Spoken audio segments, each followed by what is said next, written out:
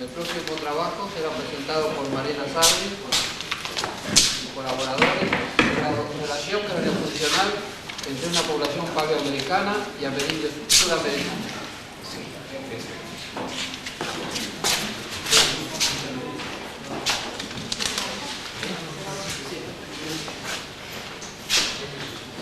Bueno, el trabajo que yo voy a presentar tiene mucho que ver con la conferencia que ayer dio el doctor Pucciarelli y consiste principalmente en una comparación de la morfología craneana de un grupo paleoamericano y grupos amerindios. En general se considera que los grupos amerindios son biológicamente homogéneos, con relaciones ancestrales en grupos mongoloides del noreste asiático. Neves y Pucciarelli complejizan un poco más este panorama porque plantean que existe en América un sustrato paleoamericano que morfológicamente se parece a africanos y australianos y no se parece a amerindios y a grupos mongoloides de Asia. Lo que caracterizaría estos grupos paleoamericanos sería, esa similitud con grupos africanos estaría dado por la retención de una morfología generalizada, típica de los primeros sapiens modernos. Entonces, el resultado que tenemos es que la diversidad morfológica en América está dada solamente por la diferencia entre paleoamericanos y amerindios. Y el único mecanismo evolutivo que habría actuado para producir esa diferencia habría sido la migración. Entonces, hay dos cuestiones que surgen en torno a esto. La baja diversidad amerindia solo habría sido producida por factores aleatorios, sin intervención de mecanismos adaptativos. Y por otro lado, el hiato biológico que hay entre paleoamericanos y amerindios está dado por la no evidencia de continuidad morfológica. Este trabajo se basa en la teoría funcional del cráneo, que considera que la forma del mismo tiene relación con los tejidos y órganos a los que sostiene y protege. De este modo se pueden seleccionar un conjunto de componentes funcionales a analizar que se considera que son relativamente independientes en cuanto a tamaño, posición relativa y agrupamiento. De modo que yo puedo identificar en qué componente funcional ocurre la variación y de ese modo estimar qué factor selectivo pudo haber actuado para producir esa diferenciación. El objetivo del trabajo es examinar la hipótesis que dice que si todos los amerindios derivan de un ancestro común y no tienen ninguna relación evolutiva con los paleoamericanos, entonces las mayores similitudes morfológicas tienen que producirse entre los amerindios y el grupo paleoamericano ser el más diferenciado. Si esta hipótesis se rechaza, se pueden plantear dos hipótesis alternativas. Una diría que el cambio morfológico evolutivo en amerindios fue tan grande que produjo mayores diferencias entre ellos que con un grupo no relacionado evolutivamente. Y otra hipótesis alternativa diría que el sustrato paleoamericano interviene en la conformación craneofacial amerindia.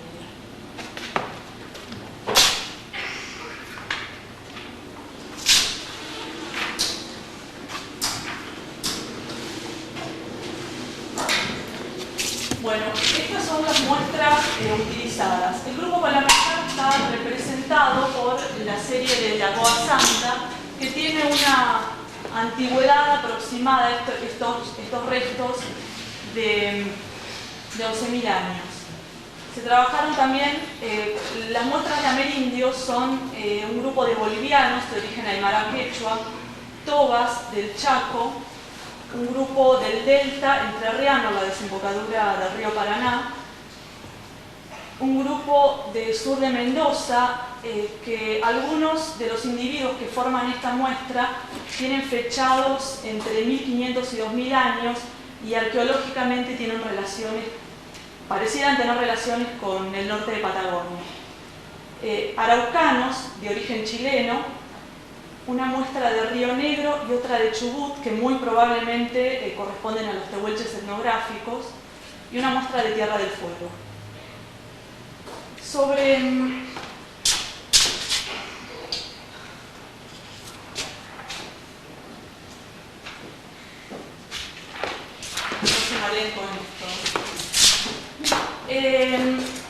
los componentes seleccionados para analizar son 2 componentes funcionales mayores, neural y facial, y 8 componentes neurales menores, anteroneural, mesoneural, posteroneural y óptico, que corresponden al componente neural mayor, y óptico, respiratorio, masticatorio y alveolar, que corresponden al componente facial mayor. De cada componente se tomó una longitud, un ancho y una altura.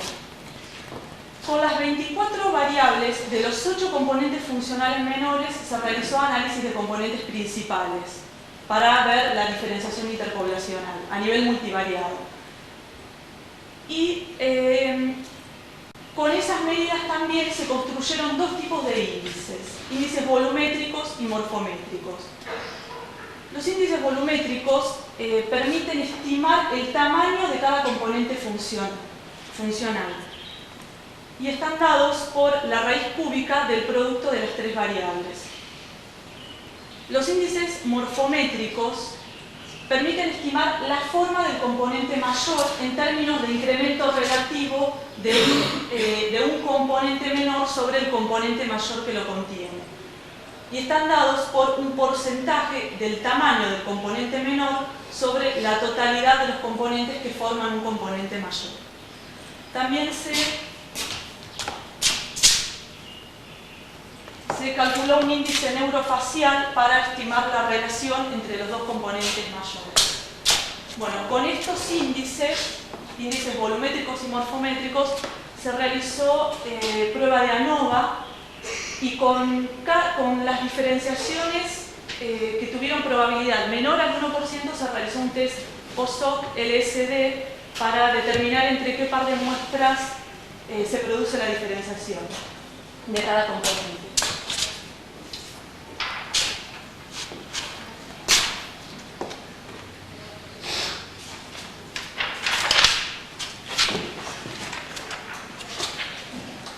Bueno,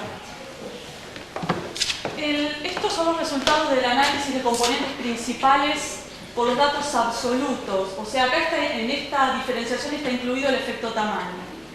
Lo que vemos es que el grupo paleoamericano está totalmente separado de los amerindios, pero la diferenciación se da básicamente sobre el componente 1, que es el que refleja la diferenciación de tamaño. O sea, lo que vemos es que el grupo paleoamericano es mucho más pequeño en general que todos los amerindios, y el grupo del delta sería el de mayor tamaño. Lo que se observa también acá es que los araucanos se acercan mucho a los bolivianos, lo que de algún modo confirma la extracción andina de los araucanos. Y lo que llama la atención es el acercamiento de tobas a este grupo, ya que son de una familia lingüística diferente, la familia Guaycurú, y se ha planteado muchas veces que tendrían más relaciones con el norte de Patagonia.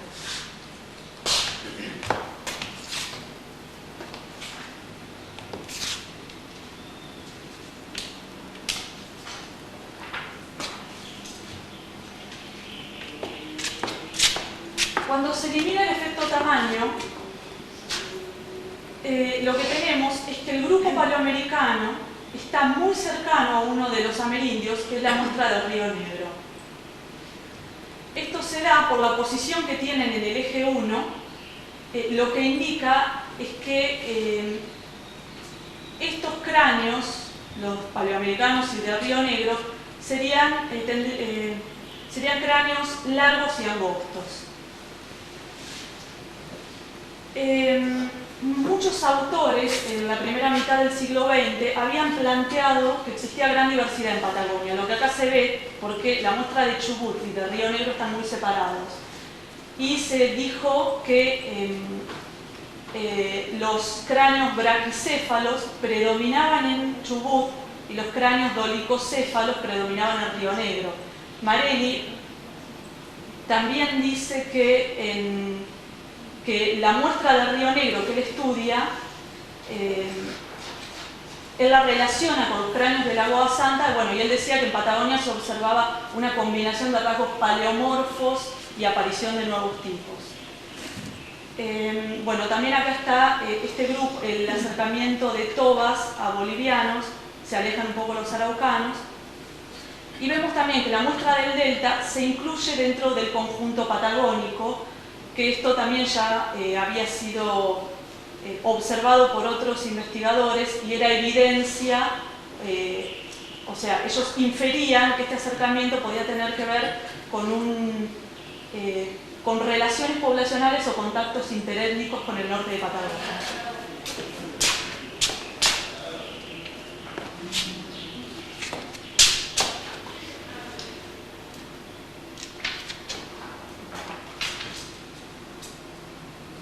Ahora empiezan los números. El análisis de ANOVA indica que todos los índices volumétricos y morfométricos de los componentes mayores y menores difieren de modo altamente significativo, con la excepción del índice morfométrico óptico, de modo que no va a ser incluido en el análisis subsiguiente.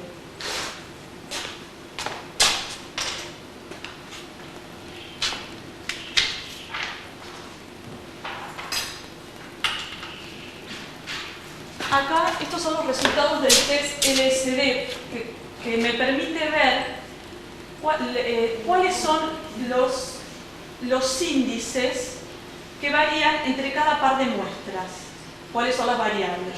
El signo negativo indica que la muestra que está puesta en la primera columna es la que presenta un menor valor promedio. Y lo que se encuentra acá señalado son todas aquellas diferenciaciones altamente significativas. Lo que se ve es que la muestra del grupo de Lagoa Santa es el más diferenciado y está diferenciado por los tres índices, estos son los índices de los componentes funcionales mayores. Está altamente diferenciado de todos los amerindios, pero presenta un menor tamaño del índice volumétrico neural y menor tamaño del índice volumétrico facial.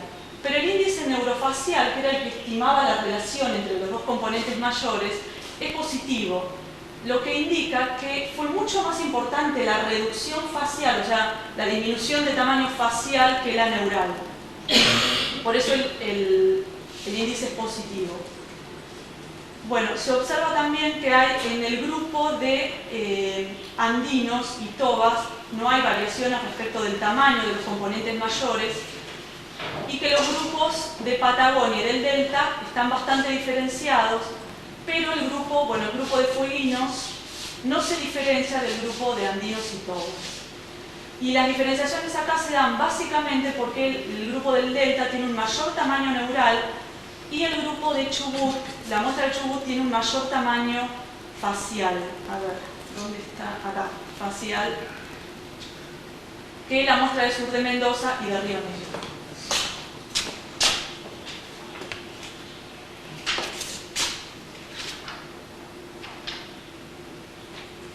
Bueno, estos son los resultados de los índices volumétricos de los componentes menores.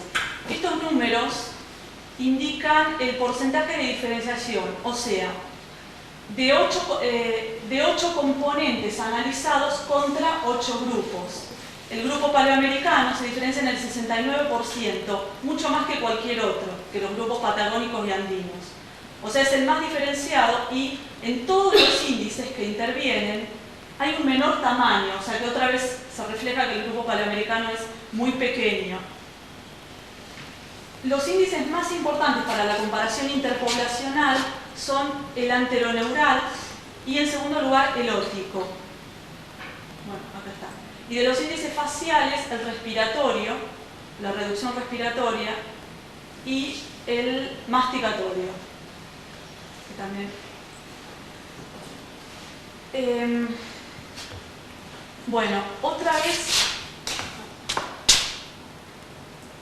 el grupo de andinos y tobas también está poco diferenciado Y la diferenciación se produce básicamente porque los araucanos presentan menor volumen óptico que bolivianos y tobas. Se encuentra otra vez alta diferenciación en cuanto al tamaño. Estos índices volumétricos reflejan el tamaño de cada componente. Están muy diferenciados entre sí y se puede, bueno, hay mucha información acá. Que la muestra del sur de Mendoza sería en general la que presenta menor tamaño respecto de otros patagónicos y deltáicos.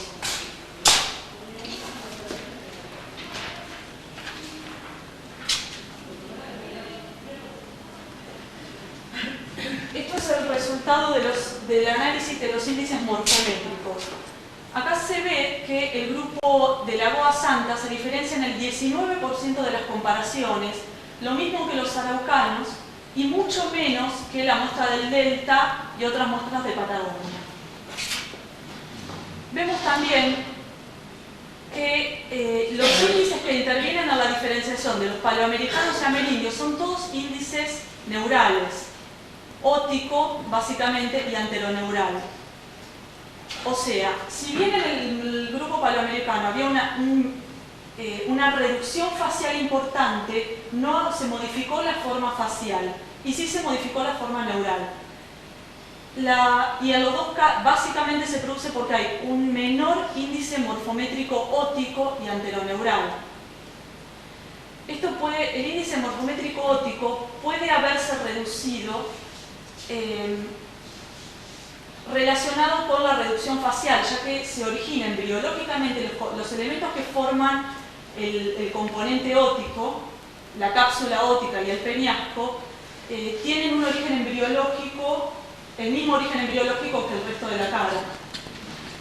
A su vez, hay estudios que indican que el desarrollo facial está muy relacionado a la parte anterior de la base del cráneo, que es lo que formaría el piso del componente anteroneural. Por lo tanto, es lógico pensar que hubo un mismo factor que produjo la reducción absoluta del componente facial y una reducción relativa del componente óptico y anteroneural.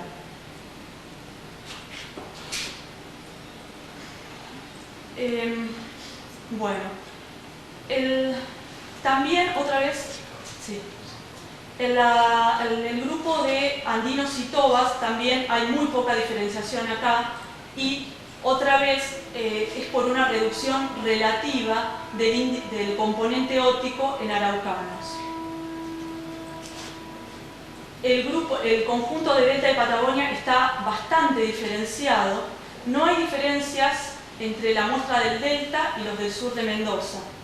Pero estos dos grupos presentan un menor desarrollo relativo del componente respiratorio en relación a la totalidad de las muestras. Acá se ve para el Delta y para el sur de Mendoza, acá aparece la diferenciación. También se observa que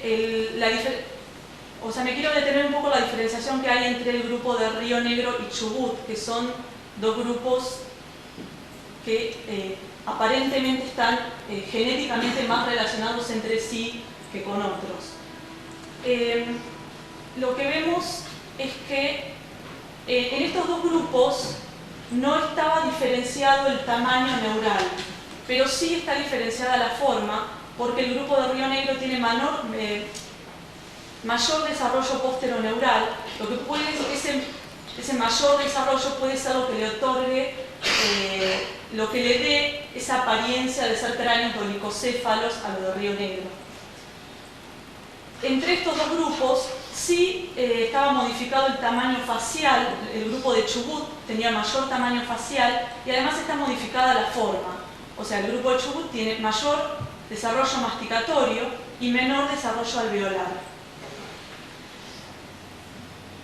Esto, hay muchos estudios que indican que, es aceptado que el estrés masticatorio regula el crecimiento craneofacial. Y gran parte del estrés masticatorio está dado por la consistencia del alimento que se consume.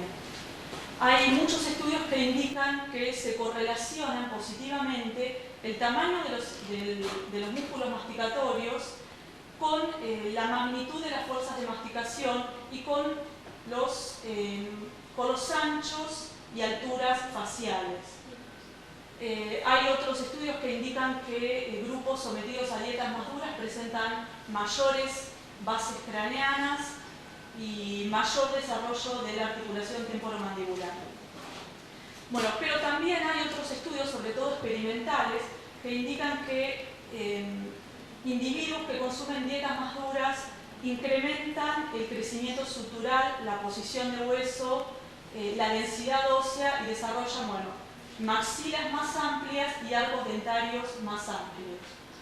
Por lo tanto, esta diferenciación se plantea como el desarrollo en Patagonia de dos respuestas alternativas a un mismo factor relacionado con la práctica de caza de recolección. Como conclusión, lo que se observa es que la diferenciación del grupo paleoamericano estaba dada en mayor medida por el tamaño más que por la forma y por el tamaño facial en particular. Por lo tanto, se rechaza la hipótesis planteada originalmente, pero se acepta como alternativa la hipótesis que decía que el cambio morfológico evolutivo en amerindios fue tan grande que produjo mayores diferenciaciones entre ellos que con un grupo no relacionado evolutivamente, que serían en este caso el grupo de Lagoa Santa. Y la diferenciación además ha sido aún entre grupos de una misma región. Cosa que también llama la atención porque también se planteó muchas veces que las diferenciaciones morfológicas estaban correlacionadas con la distancia, y en este caso no pasó porque creo que la menor distancia geográfica estaba dada entre estas dos muestras y están muy diferenciados. Nada más.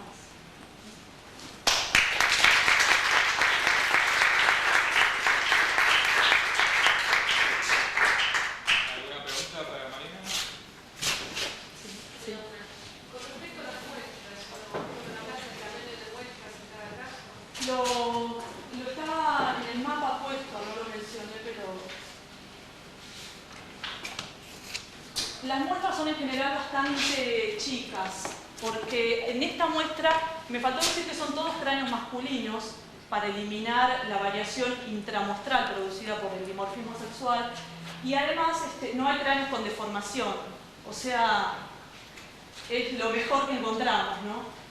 Las muestras más grandes son, la de sur de Mendoza, Río Negro y Chubut, y las demás son bastante chicas. Hay 10 paleoamericanos, de Bolivia hay 10, todas 9, del Delta 18 y de Tierra del Fuego 10, y Araucano 17.